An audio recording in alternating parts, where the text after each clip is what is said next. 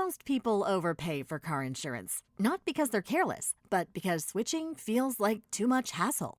That's why there's Jerry, your proactive insurance assistant. Jerry compares rates side by side from over 50 top insurers and helps you switch with ease. Jerry even tracks market rates and alerts you when it's best to shop. No spam calls, no hidden fees. Drivers who save with Jerry could save over $1,300 a year. Switch with confidence. Download the Jerry app or visit jerry.ai/Libsyn today. That's JERRY.ai/LIBSYN. This is Peter. And this is Tom. And you're listening to History Teachers Talking Podcast. Now part of the Evergreen Podcast Network.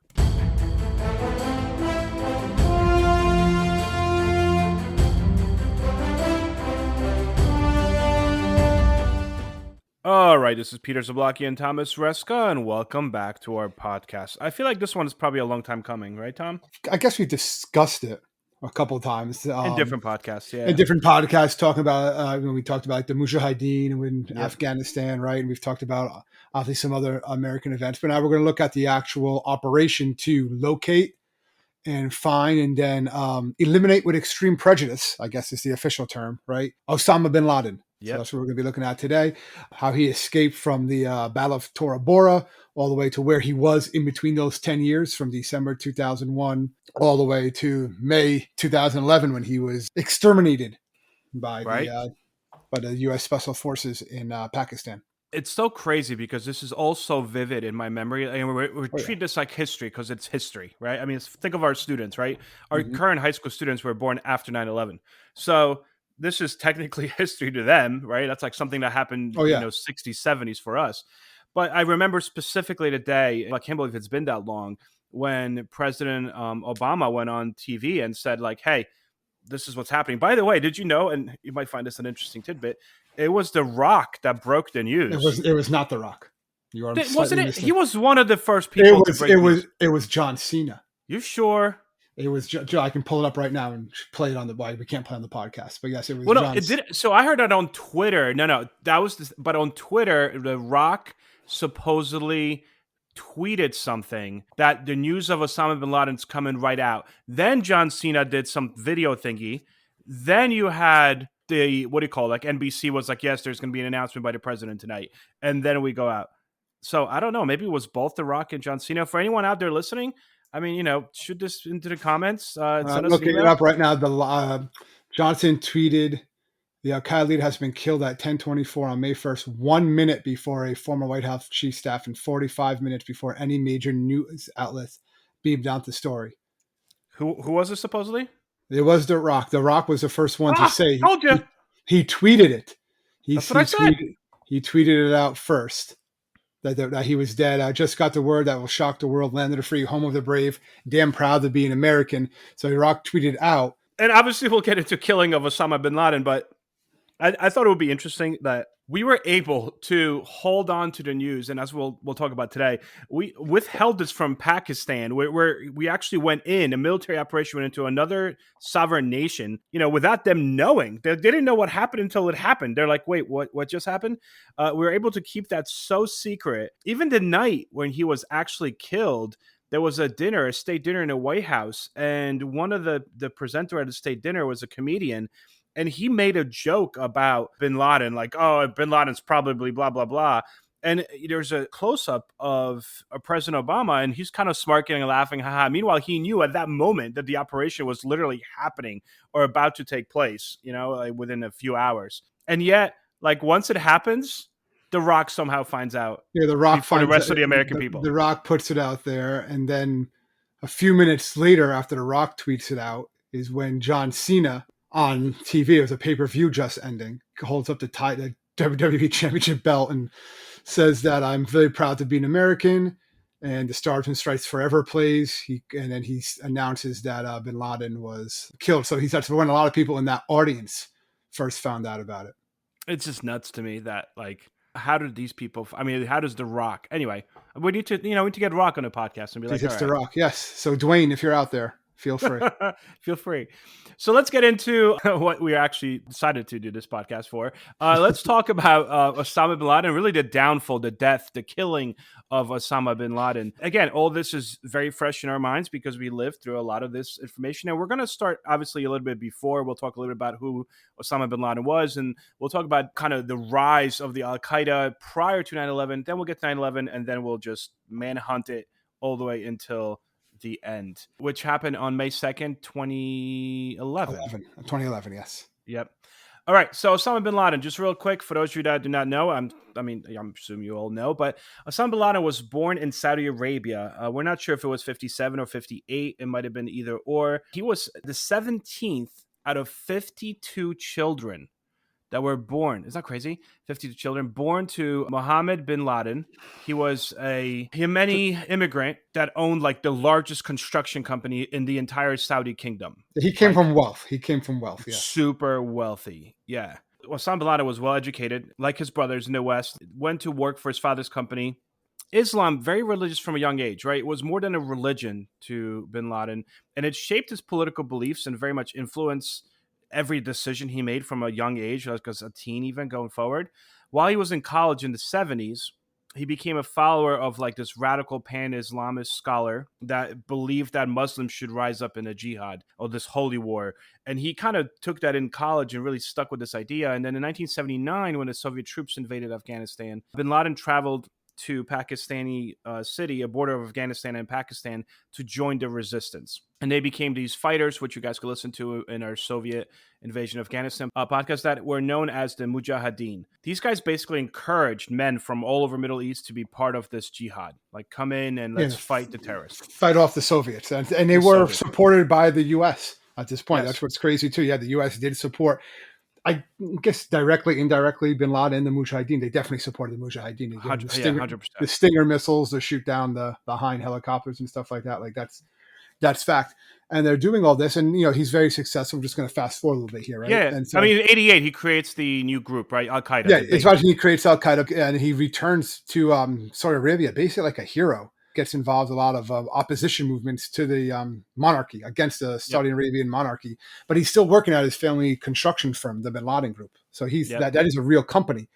And then it's, world events keep on happening, like Iraq invades Kuwait, United States gets involved there, right? The coalition. He eventually has to flee Saudi Arabia because they're basically saying, he's outright saying negative things about the Saudi Arabian government, going against, he doesn't support the alliance, the Saudi alliance with the United States. Yep. So that's when he actually moves to Afghanistan and employs a number of soldiers basically to come with him. He tries some other things in between this time too. We're skipping over a good 8 years here. Like, he tries opening up some of his own businesses and stuff like that. But by the same time he's doing this, he's also part of the Mujahideen. He's part of Al-Qaeda. And it's just, he can't do both. And he goes more for this religious zealot type of thing. Anti-West. It's not just anti-American. It's anti-West. Anything against having these outsiders in the Holy Land. Yeah, one of the last messages that is recorded of Osama bin Laden shortly before his death was actually a warning to France that there will be more terrorist attacks on France. That was one of the last things, his death. So yeah, definitely the West. So bin Laden associate embraced this violent jihad. They train and arm rebels that wind up killing American servicemen in different areas. And basically the first time he really kind of becomes known to the American public is in 1993, right? Yeah, it's the first World Trade Center bombing. He's already on the intelligence networks. Like, some people, I guess, would be aware of him just because of who he was and his rhetoric. But it's really the first World Trade Center bombing in February of 1993 when the car bombs explode. Yep. And so I remember that too. I remember I was on the way to a birthday party and stuff like that. And the World Trade Center, the bomb, they didn't collapse obviously or anything like that at that point. And they were to catch the people pretty quickly, but it did knock out TV reception, if you remember that, Pete. Yep. They thought was before streaming and everything like that, where most of the antenna towers were on, and before this area, NBC, ABC, and Fox were all on the World Trade Center. They were taller. CBS was still on Empire State Building, so the only channel you could watch anything, get news of what was going on was CBS at that moment. Yeah, like an interesting little tidbit in history, I guess. It would never happen today like that, but that's what it was then. Yeah. And after that, he basically becomes public enemy number one. It's interesting because we just did a podcast on public enemies of the 30s, but he becomes public enemy number one on the FBI list. Going forward, basically, bin Laden is now known as the terrorist that is actively trying to hurt Western powers and cause as much mayhem as possible. He basically ups the ante with his Al-Qaeda attacks. On August 7th, 1988, there's bombs that explode different U.S. embassies. 213 Americans are killed, 4,500 are injured, which he officially goes on. He would send these tapes out. Like he would say, I did this. Here you go. This is my jihad. Shortly after 98, though, they said he never really traveled with a phone because he was made aware that Americans could track his cell phone service, even in 98, which were primitive phones in a sense. So from that point forward, he only used couriers to send personal messages, never a phone. That plays a large role later on in what we're going to talk about, this idea of using couriers. But there's another bombing in 1998 where 11 people are killed, 87 injured. Then in October 2000, there's a small boat. Remember it with explosive? It plows into the USS Cole. US Cole. Yeah, the USS Cole. Even before this, Bin Laden was called like a jihad against all Americans, including civilians. This was in February of 98. So he's, putting on this rhetoric. He actually gives several news interviews, some with ABC's John Miller, a couple with Gwen Roberts actually interviews him from the British BBC, and was basically saying that, we're declaring a holy war against the United States and its allies if Washington does not remove its troops from the Persian Gulf. Public enemy number one, he's outright saying these things. He's not leaving his little area. I think after that, wasn't there a chance where they had a chance to actually get him? Well, they almost got him right after in that battle where he hid in the mountains. Well, that was Tora Bora. That was after 9/11, yeah. That was 9/11. That was very close. But they should have had him there. We'll get to that in a second. Yep. After the USS Cole incident in October 12, 2000, where, like I said, the small boat with explosives hits a U.S. battleship, or naval destroyer, I should be specific. 17 sailors are killed. 38 Americans are injured on top of that. Bin Laden takes credit. Federal grand jury in the United States indicted Bin Laden on charges, right, of all these bombings and things. But they just can't get him. There's no way to find him. He is protected. He's in the mountains of Afghanistan, and as the Soviets could tell you, it is almost nearly impossible to try to get through. I mean, no matter how much you bomb those mountains, they're into caves. Like you can't. Yeah, they're deep in caves. Yeah, mind you, this guy is very, very rich. So now we'll get into the 9/11 World Trade Center attacks. I guess do we even need to get into 9/11? Well, I think people are aware of what happened at the World Trade Center, the Pentagon. Al-Qaeda terrorists hijack airliners around the United States and fly them into targets, and over 3,000 people are killed. And what this is going to do is going to launch this even more of a manhunt now to get Bin Laden. It was his attack. There's no was it him, was it not him, and stuff like that. He said, no, it's what we're doing. You know what I mean? Yeah. We did it. Yeah. So after this happens, again, I vividly remember this, as I'm sure a lot of our listeners do. But I also vividly remember shortly thereafter when we first start bombing areas in Afghanistan, literally within hours, right? Days. The invasion was about a month later, I believe. Yeah. Yep, the actual full invasion was about a month later. And that's also when we almost did get him, correct? Yeah, well, that was in December of 2001, but they actually heard his voice on the radio in Tora Bora. So American intelligence they positively identified his voice. He has a very distinct voice. They're obviously aware of it. Ordering troops in the mountains of Tora Bora, and they know that he was actually there. And there's even some accounts nowadays, years later, that say no, he was there for the first 2 days of the battle, and then they kind of, when I say they, I mean Al Qaeda or Taliban, right? Yep. Basically kind of stalled on purpose. They actually offered, let's have a truce, let's talk about things. And the reason they did that was to stop the advance of the Western troops, because it wasn't just American troops, though it mostly was, right? Yeah. Want to be politically correct here. Well, it's like the Korean War. Yeah. They did that to basically get Bin Laden and some other people too out of there, like the high-ranking officials. They had to stall for time so they could get them out of there. So Bin Laden probably escapes after the second day. Yeah, but what's really important about this raid is because this is the raid where we wind up catching a guy by name of Mohammed Mani Kantani. I think Khatani, yes. Khatani. Mohammed Khatani, who's captured during this initial first raid in these mountains. At first, he's like, I don't know anything. But then they're able to, again, CIA, FBI, all these people under Patriot Act are now working together. This is late 2001, early 2002. They wind up identifying his fingerprint, and they realized that his fingerprint matched someone that before 9/11 was trying to get into the country in Florida. And then they were like, okay, so they go through surveillance tapes and they try to locate him. Basically, he was denied entrance into the United States right before 9/11 because he showed up with a bag full of $200,000. And they're like, so they actually thought he was like an illegal immigrant that was trying to come in. They didn't know, obviously, that he was one of the, but he was one of the initial to be pilots that actually flew the planes into the towers. But he is turned away at the border, and while still in Florida, he makes a phone call, which again is traced by the FBI.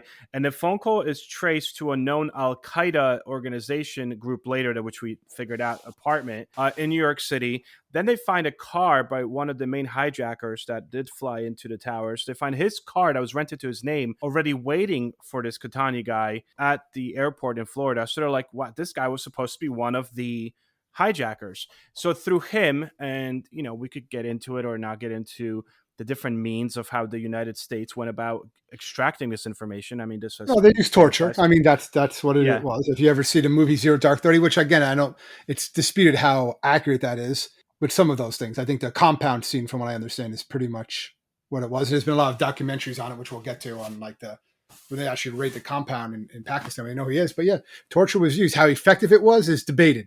Some Yep. people will say they got a lot of information. Some say they didn't really get anything that helped them with torture. So, I mean, that's up in the air. You're going to get conflicting views depending where you look on it, but you can't say that the CIA or the U.S. government was not torturing individuals. Information on where Bin Laden was. No, they were doing that. Yeah, absolutely. They don't. It's not called torture. It's called intense interrogation techniques.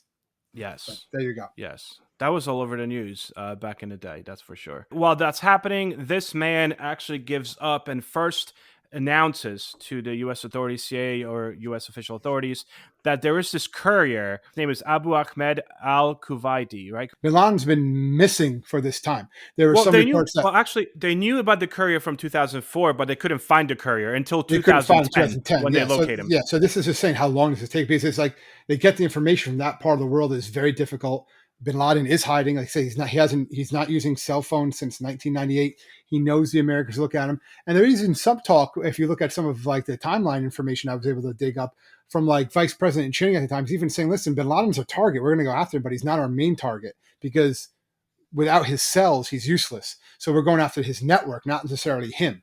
So that's what a lot of the viewpoint was in like 2002, 2003, because they knew just finding, Bin Laden in some desert. A lot of people were saying he could have been dead anyway. They could have just, with all the other bombings and stuff like that they did, they might have gotten him. They might not even know it. And that's actually something that comes up in a little bit as well. This idea of should we bomb or should we go in with a helicopter? How do we know? Yeah. But what they wind up happening is they basically know that this guy is the most trusted courier. And they start to get his name first in 2002, early 2002. Then through various other Guantanamo Bay interrogations, that's confirmed that this guy is basically like Bin Laden's cell phone. This is his main courier, his main contact. And they can't find him. So it's like 2003, 2004, 2005. And finally, by 2007, U.S. officials learned Kuwaiti's real name, so they kind of know a little bit more, like, okay, where is this guy? And they realize that actually he comes, his last name is Ahmed, and he comes from Pakistan. So they're like, all right, so now they're like looking more in the Pakistani area, the border between Pakistan and Afghanistan, but they still can't locate him until they actually wind up getting him. First of all, his name is released by the WikiLeaks, right, in 2011 later on, which is interesting too.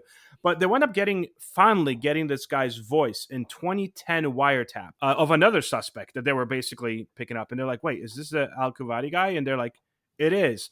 And from that point forward, they basically... This is, like you said, 2010. He becomes like the main guy that they are going to focus on. And they're following him. There's surveillance. And they realize he keeps on going back to Pakistan. And he keeps on going back to this one particular compound, right? That's basically the beginning of the end here for Bin Laden. And we really are simplifying this, guys. Like, we're talking 7-8 years of massive like interrogations, of manhunts across the world for, like you said, his entire cell network, all these people that he had there, and then capturing them, assassinating others. And this is a long time coming. Even though we know of this courier, it took almost 10 years to finally get to him. Yeah, well, there's a lot of talk even before. It's like Bush, George W. Bush still wants to get him. Like I'm backtracking a little bit now. Yeah, of course. Right, but in 2008, he's still talking about. He's even saying, "Listen, I might not be the one that gets him, but a U.S. president will get him." That's actually what he's saying. That he wanted to get him because he could claim he left the world a safer place than what it was beforehand. And even Barack Obama, when he was just a candidate, he wasn't even president. He was just a candidate. They asked him a question like, "Would you go into Pakistan?" if you knew Bin Laden was there, he said, if we have actionable intelligence about high-level al-Qaeda targets in Pakistan, we must act even if Pakistan will not or cannot. Yep. Because they are technically an ally too. And he says that, and even after he becomes inaugurated, when he becomes president, he says that capturing Bin Laden is a critical aspect of stamping out al-Qaeda. And he, on January of 2009, he fires targets at al-Qaeda in Pakistan within a few days of becoming president. So again, this is not pro. Those are drones. Remember they were the drones. drones. That was all over the news. You know, that sours a lot of people. With the drones too. Is how are you using drone strikes? And they're doing all these drone strikes, and that's another reason why they thought Bin Laden could have been dead, because they might have got him in one of these drone strikes. Who knows? But when Obama becomes president, he does make it a larger effort to find him, because prior to this, it kind of went a little bit of a back burner. They're saying, because a lot of the resources, there's only so many individuals in the West that have like experience in the Middle East, right? Speak to different dialects, of different languages. So they were kind of being used in the Iraqi war at that point. And now a lot of them are being brought back to go after al-Qaeda again with a change of administration. So it's this big goes back and forth, and they're trying to find him. It's becoming more of a priority to find where Bin Laden is. And that's when they're trying to pick up about this courier, which is when they start to track this guy. And they said there was probably like a good dozens of leads that they were having. Oh, this could be Bin Laden. He could be here. He could be there. So this courier is just another one of those leads that they're just continuously kind of like centering on. Yes. What really made kind of distinguish this guy was where he kept on going. And really it was the compound itself that got their interest. And they analyzed and overanalyzed this compound, and they're like, this was built to protect someone of high importance. And meanwhile, the other leads weren't really going anywhere, but this guy was going to this compound. And then this is crazy because they use like Google Earth initially, and they're like, okay, according to Google Earth, this was not built in 2001, but then by 2004, this 3-story compound is built, surrounded by 18-foot high concrete walls and barbed wire. And they're like, what is this? Also, it's like literally less than a mile outside of a Pakistani military academy. And they're like, what is this? And it was weird too, because the compound, they didn't have any internet or landline telephone service, which most people, you did have in Pakistan. Most people had that. But the biggest thing that this has got to be odd is that they burnt all of their garbage. So all the other people sent their garbage out like you would, on a Monday morning, you put your garbage out. They didn't do that. And they're like, well, this is very odd for this to be happening. That's why it's like, it has to be someone high importance. They're definitely hiding something if they're burning their garbage. So now they're going to try to get as much information on this compound as possible. And they can't just like go up, ring the doorbell. Well, they do. This is in Pakistan. Yeah, they do that. They do that, but different thing, different reason. They might skip the doorbell. Nonetheless, though, what's happening? No, they did ring it. They did ring it. Remember, they did the vaccinations. Yes. Well, that's an interesting point. All right, you'll get to that in a second. But what ends up happening is now this is priority. They actually go to CIA. Actually winds up going to Congress, and it's like, we need more money because we're going to really concentrate on this lead. And Congress is like, fine, here you go for it. So they bring people in there, and they scan this building so well that they actually are later able to recreate a 1-to-1 replica of this entire compound in the United States, where eventually you have the Navy SEALs training on it. But so they scanned the bejesus out of this thing, and they're like, all right, they actually, to the very last minute, even when the SEAL team goes in, we still don't know that it's Bin Laden that's in there. They're never sure until they're actually, even after the fact. They have to like, is this him or not? So we really don't know if it's Bin Laden. And then there was this idea of like, well, what do we do? Do we just bomb this thing, right? Because the first idea was like, we could send a B-2 stealth bomber, and literally there could just be a crater left in seconds, and no one would know. Right? Wasn't it like blast radius? They're worried about the blast radius. They're worried about civilians. There'll be civilian casualties probably, right? They don't want that, and there'd be no way to verify it was Bin Laden. They could just say, we think we got him, but they wouldn't be able to definitely prove that it was him. And also just, using your technological might, which is what they do anyway, but just to blow that up, and you could kill civilians. And they knew that there were children also in this compound. Yes. So they're like, I think they knew there was like about 13 children in the compound, which is how they are trying to get information, because they send someone around trying to... so get into that. This is cool. Yeah. Well, just to figure out, they send around doctors, Pakistani doctors who are working for the CIA to go and offer free... Polio vaccinations, which is very, I guess, common anyway in that area. They'll do that. They usher them away. I think some people, they are let in, and some people do get it or get their blood drawn, but not all of them. because they're trying to see and compare and stuff like that. They weren't even, DNA. They're trying to get. they're trying to get the his DNA because they did have Bin Laden's DNA based on the DNA of one of his relatives. His sister passed away from brain cancer. They wound up getting her DNA. So they could base it off of, yeah. Exactly. So they're like, we're going to get this guy in there and try to get one of these kids where he's going to basically give him the polio vaccine, but he's going to get a blood sample from one of these kids, and then we could match it and figure out if it's really Bin Laden. But like you said, they never actually really get into any of the children or get towards to any of the children. So that fails. So we really don't know when this is going on, whether this is Bin Laden or not, but we have enough probability that we're going to go with it. It's almost like probable cause, you know? Yeah, well, from footage and from satellites and also from spinal, they did see that there was this rather tall, because Bin Laden was a tall guy, right? I think it was like 6'2", 6'3", a rather tall older man that used to pace in the vegetable garden. Like once in a while come outside, but he was never out, and there was always other people with him. So they're thinking, if anybody, that kind of looks like, they couldn't get like a picture of his face, but like that might be Bin Laden.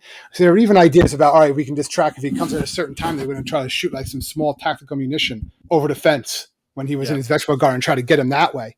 But again, so they wouldn't be able to prove if that was him or not. So there's all these different ideas. Like if this is him, what are we going to do? How are we actually going to get him? Yeah. And one of the last videos of him, because there's so many things, so much intelligence. One kept on saying that he was extremely sick and he needed dialysis for his kidneys. And there was rumors like, no, that's not him. He's already dead. There's no way he's still alive. But other people are like, no, he's definitely alive. And this courier that never leaves his site for like the past 15 years goes to this compound. And then they realize he actually lives in this compound with his brother and like wife or something. So he's like, okay, like this guy used to never leave, supposedly, Bin Laden's side, right? So like, why is he in this compound? The other thing is some of the latest videos of Bin Laden, computer analysis realized that he was wearing a fake beard. And they're like, okay, so clearly they're trying to keep up the appearances that it's still Bin Laden with his beard, but highly likely we're now looking for someone that is trying to blend in somewhere, you know, and wearing a beard outside in Pakistan, even though if you're surrounded by 18-foot walls, like you don't want to risk being and looking like Bin Laden. But it did seem, based on later evidence, that Bin Laden was there for years. Like he was right there, less than a mile away from a Pakistani military academy, and just there, just hiding, chilling. So in comes Operation Neptune Spear, right? Yes, that's what it's going to be called. Yes, Neptune Spear. And again, it was like their plan on what they're going to do to get Bin Laden. Like we said, what are they really going to do? But they eventually decided we're going to send in some of these stealth Apache helicopters, right? They're going to sneak in under I don't think they were Apaches. I think they were modified stealth. What do you call helicopters? Blackhawks. Yeah, Blackhawks. Because I needed to bring a crew. There was like 20-something people. Yeah, needed to bring a crew. Yeah, well, yeah, it was that, and then there was the dog, right? And the code name was Geronimo, and that's what they were going to be stupid. They didn't even know. I believe they showed this in the Zero Dark 30 movie, all the documentaries. The SEAL Team 6 that was selected for this mission, they were just told they were going for a mission at first. They had no idea about what, but also about the plan of what were we going to do as far as, was this a search and kill mission or a search and the objective of the mission, right? Yep. Because American rules of engagement is that if an enemy surrenders, you take them prisoner. If they throw their arm, if they're no threat, you take them prisoner. That's American rules of engagement for these sorts of actions. You hear different reports, but most of the White House people say no. If Bin Laden surrendered, he would have been taken prisoner. Yep. But they also kind of said, listen, they have authority to kill him because it didn't look like anyone in this compound was going to surrender. Based on the compound, just based on the compound itself, yeah. And they knew there were weapons. They knew there were weapons in there. Like this was not a place where someone was going to just surrender. But there were people that did surrender inside of the compound itself. Not everyone was killed in that compound. No. So as I mentioned before, these guys, and you kind of just alluded to it, these guys are not told who the target is. They know it's an important target, but these are people that are used to hitting important targets. Like that's their job. They've eliminated these types of groups. Navy SEAL groups have eliminated high priority, terrorist targets of Al-Qaeda. So as far as they're concerned, they're just doing another high priority target. And they start having them train in this exact replica, as I mentioned before, of this compound in the United States. And they're training and they're running. And the whole point is that they were supposed to be in and out of there within no later than 40 minutes. It takes about 90 minutes for them to fly from Jalalabad to the actual place takes about 90 minutes. And before this too, the Blackhawks, you're right, no one knew they had stealth capabilities before this. And it wasn't just the Blackhawks. They also had a whole array of drones, fixed wing fighter jets that were all flying, in that area to give backup support too, because if it wasn't successful, it gets crazy. They were just going to bomb the thing. Yeah, they also have other huge helicopters full of more men waiting right Yeah. outside of Pakistani border. In case something Like, happened, so they could just just in land case. these troops. And yeah, they had a whole search and rescue helicopters available. They had they'd have a couple military Humvees almost too Yep. that were in the Well, area. if like crap hits the fan and this doesn't pan out, basically the Pakistani military is going to probably take in the American Navy SEAL team. So Yeah. we were like ready to just start negotiating to get them back, like in case this doesn't work out. It does, obviously. So what happens that evening is, they said 90 minutes away, it takes the 2 helicopters to get there. The one issue is that when they were training in the United States on this 1-to-1 compound, they did not build 18-foot high concrete walls around it. They only built like a 18-foot tall chain link fence. And what they didn't realize is that once the helicopter, because they were supposed to land on each side of the compound, and each side of the compound is enclosed, right? On the side of the building. What they didn't realize is that when the helicopter got in, it created a certain like unfavorable air compression because of the walls. And it actually caused the first helicopter, as it's landing, it actually starts to get out of control. It's like spinning and it hits the wall. And the pilot luckily just shuts everything off and just kind of nosedives. And the helicopter settles like halfway. It's like the nose is in the dirt, the back of the helicopter's on the 18-foot wall, and nothing happens to the soldiers. The soldiers get right out. There's about 20 something of them, right? Altogether. So probably, half of that in that helicopter. They hop out and they just go right into the compound. The other helicopter on the other side, though, already aware of the fact that the other one had this issue, it lands right outside of the compound. That group of guys climbs over the wall, right? So again, this is like already unforeseen issues from the very start. Yeah, First because the helicopter crashes. Yeah. That helicopter is it, left behind. They have to like scuttle it, destroy it. Because as this is going on too, I know it was interesting. I don't remember seeing, but there were tweets from people in Pakistan saying like, "Oh man, all these helicopters flying." Again, it's by a military base, so that kind of it does happen. Like, oh, another military operation, and there were actually the American soldiers landed. They came out of the compound saying they were he spoke Arabic. Guys, like, go back. This is it's a military operation. It's just an exercise. Don't worry. And they're trying to keep you back because they know eventually more and more people, and they have to get in and out before the Pakistanis scramble their air force.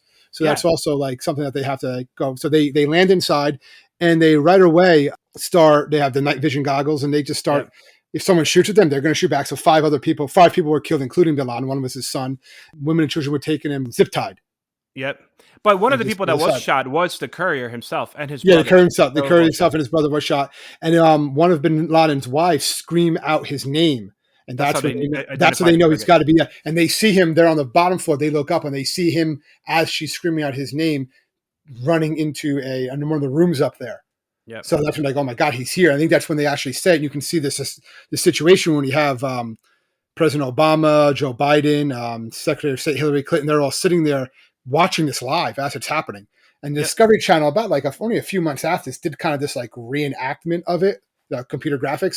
And it's basically, from what they say, it's basically taken from the cameras. Cameras from their headsets. From their headsets. This is a shot for shot what it was. They just computer rent because they're not going to release that ever. Never. But they did. Well, if they, it's going to be hundreds of years from now. But they have it all, so they're watching it in real time, and then you see them just going, and they're continuously going up towards him, and then they actually encounter him on the 3rd floor of the building. He was supposedly unarmed, wearing loose fitting tunic pants, pajamas basically. He had money and phone numbers sewn into the fabric, and he peered through the door, and then they basically. So this gets kind of disputed, right? Because supposedly when he peeked out and they were at the bottom of the stairs, they started firing right up. And he was initially supposedly shot at that moment. And he was already therefore wounded by the time they got up there. And when they got up there, one of his wives like went towards them. They wound up pushed her to the side, out of the way, yeah, and then they shot someone else in the leg. There was something. There's different reports that there was that she was shot in the leg,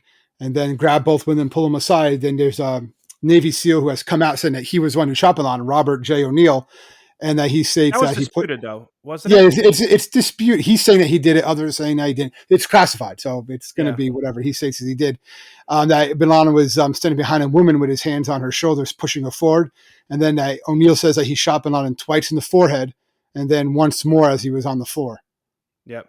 So, but there's some different conflicting information on exactly who shot him, but basically they all say no, he was shot. And at that point, you basically back in the situation room, back in the United States, these guys are getting this feed for feed, play by play, and they're like, all right, we got it. But to make sure that this happened, that this was rather bin Laden, right?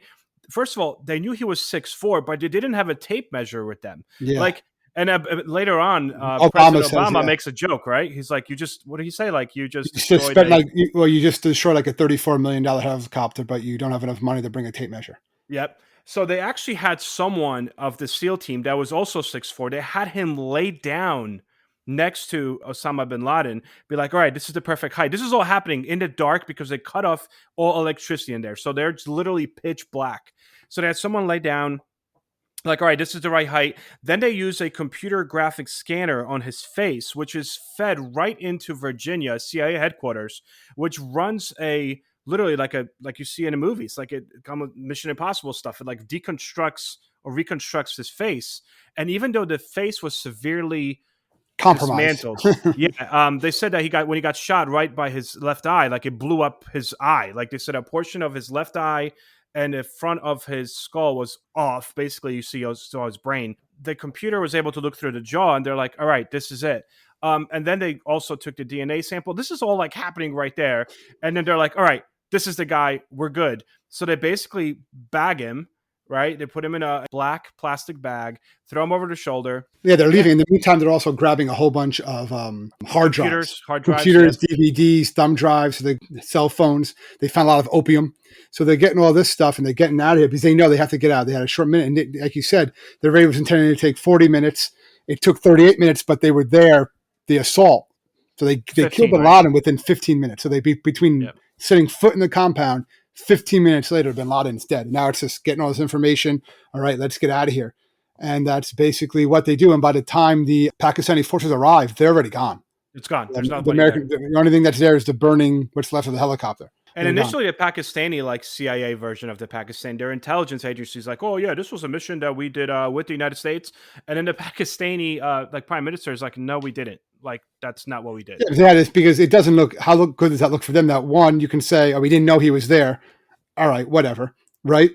And then the other is, okay, this other country was able to just sneak into our border and kill people inside. We didn't even know about it and get out without us even knowing about it. You know what I mean? Until after the fact. They had no idea. Like, literally, the Pakistani government created a whole committee to basically find fault. Like, how did we not know that this happened? Like, the U.S. was just in and out. And they did scramble F-16s. They scrambled F-16s, but they were already gone. Yeah, it was too late. So what winds up happening is bin Laden is brought on board a U.S. battleship. He's brought on a base in Afghanistan where they run further tests on him. And they're like, all right, now we know, confirmed blood, all that stuff. Like, this is him. You have the President Obama speech to the American people. And then the question is, what do you do with his body? Because supposedly they went to various countries, like Muslim countries. Well, no one no one wanted it because one thing was, and they also didn't want to make it into a shrine for jihadists, right? So that was always a fear. So they basically contacted the Saudi Arabian government because that's where he was from, and said, who they approved the burying of the body in the ocean, and that's basically what they did. That's what they say they did. There's other people that say no, it didn't. And you're never going to find pictures of it. There are pictures, obviously, but I know there are a lot of like fake pictures that surfaced online. I think after the fact, but I don't think any of them actually were bin Laden because they say, no, this is not being leaked to the public. There's no reason for that. That was Obama said flat out, we don't need to leak these to the public. Like you will never see it. Obviously, some politicians have seen it. And I know John McCain was also like, no, we can't release these because the initial pictures that were taken in the compound were very gory. Like they were very bloody. And then if anything, there was a discussion about releasing the pictures from the base in Afghanistan because by then the face was all cleaned up and like for to reconstruct it and stuff. But even then it's like, we're not gonna do that. Freedom of Information Act requests come in to this day. People are like, we want to see, but not even DNA is released. Nothing is released. This case is closed, done, over with. And then basically news starts to leak out. Right. Yes. I guess we have to talk about that. So news starts to leak out like at 9:45 that we talked about before the White House announced the president would be addressing the nation. I actually remember hearing that. Like I remember like watching the video, they go, the president's going to, and then it kind of been leaking that, he's going to say it and announce that bin Laden was killed. I was like, what? really? And then, you're hearing that. And then 40 seconds later, at 10:24, actually, Keith Olbermann was the first person to, a National Reservist intel officer. He was the first, and then 45 seconds later is when Dwayne Johnson says it on Twitter, The Rock. Yeah. And then John Cena actually announces it to the people at a wrestling event. It's announced between the Mets and the Philadelphia Phillies game. And when you start seeing all this, the reason we talk about this is people, especially at those live events, they instantly just start chanting USA, USA. And I do remember this too. You see people in front of the White House chanting USA. I remember New York City subway, people are chanting USA. Times Square, they're having celebrations on Bin Laden's death. It was a very patriotic moment. A lot of people say, oh, you're celebrating someone's death, but yeah, but you're celebrating the person's death who is like the face of 9/11, which is still, which it was only 10 years after the events. You know what I mean? It was such a long process. 10 years is a lot of time, but it's also not. You know what I mean? It's still vivid in people's memory. I mean, now it's been over 20 years since 9/11, but like you said before, we were of a certain age. We can remember it like yesterday, like bam, And I still can't believe that it's been this long since even this night when they wound up killing him. I mean, yeah, I know. I remember the next day in school, it was like everyone was like, "Oh, we're just talking about this today." You know what I mean? And it was like that was what we did, especially as social studies teachers. Like you're talking about this topic, the information that was coming out, and that's what you're talking about. And it was interesting. Nuts. So he is buried at sea, as we know, an undisclosed location. Supposedly, they did the older right things in the Muslim burial. They did clean his body. They did wrap his body a certain way, and then they wound up putting him in a black plastic bag with a whole lot of iron chains to basically weigh him down. Yeah. Supposedly, when they turned the platform, like his body wouldn't go, and eventually because the table fell on top of it, and it was like keeping him kind of buoyant for a little bit. Yeah. So they basically said like the table with it went into the water, and although he went under, the table was floating for a while. For those that witnessed it, the location of the 3-story mansion compound was destroyed. It was destroyed shortly thereafter by Pakistan. Pakistan was like, yeah, we're not going to keep this. So it was done. Information, like you said, started coming out years after that. Various books have been written about it, including by those people that were involved. Including by those that were involved, yeah. But it's one of those things, kind of remember where you were. And I think it did bring a certain closure to 9/11, at least to some people who were affected by the terrorist attacks of 9/11. Oh, yeah, without doubt. So, I think that pretty much covers our podcast on the downfall or death of Osama bin Laden. Thank you so much, guys, for listening. We really do appreciate it. If you need to contact us, you could contact us at www.historyteacherstalkingpodcast.com. We are there to answer any of your questions and take in any suggestions. And I guess that's it. We'll see you guys next week. Stay safe, everybody.